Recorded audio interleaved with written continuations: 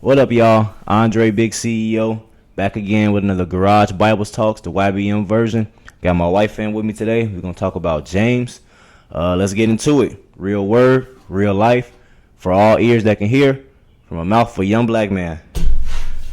Let's go. Wife, you starting us off, and James, what you got so far? All right, so today we started reading James chapter 1 together. This is day 1.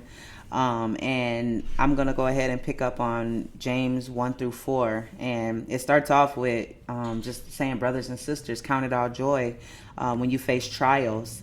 And I just think that is super dope, and it's just like a reminder that Jesus is trying to remind us about perseverance and reminding us that we should be waking up grateful the times that we face trials, because it's really only building us and it's maturing us and it's growing our faith, and it's molding us into who we're becoming. So we should definitely be counting it all joy.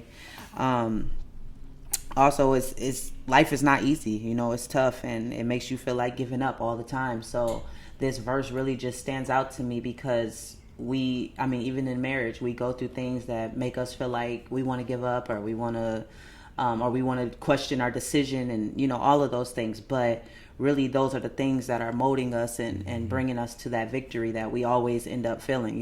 Yeah. So just kind of like how our parents always do.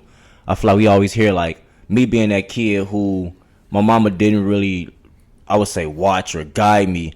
And you always be that kid like, Mom, why don't you? And then your mom be like, yeah, because you the one that don't need that much help, right? But in God's eyes, in the same sense, like, you don't want to be that kid for God. Just like how we didn't want to be that kid for our mama. Like, Mom, why don't you you kind of, in a sense, want to be that kid that God got to help mode. Like, look, your brother is a little bit of a crybaby, so I got to toughen him up. So if God is toughening you up, then take it as God is seeing what he need to work on, and you don't want to be that kid that God like, look, I don't need to help you. Nah, we don't. Not in God parenting eyes. We want to be the one. You want to be grateful just for the fact that you are on his list. Mm-hmm. That he knows you by name. He knows your struggles. He knows all of those things. So just the fact that he's on your case, that you're on his workload, is a blessing in itself. So that makes so much sense. And then they just kind of jump into. I read through verses 5 to 8. I thought that was kind of interesting because it say, ask God for wisdom, be steady in faith. And then there he says, if any one of you lacks wisdom, let him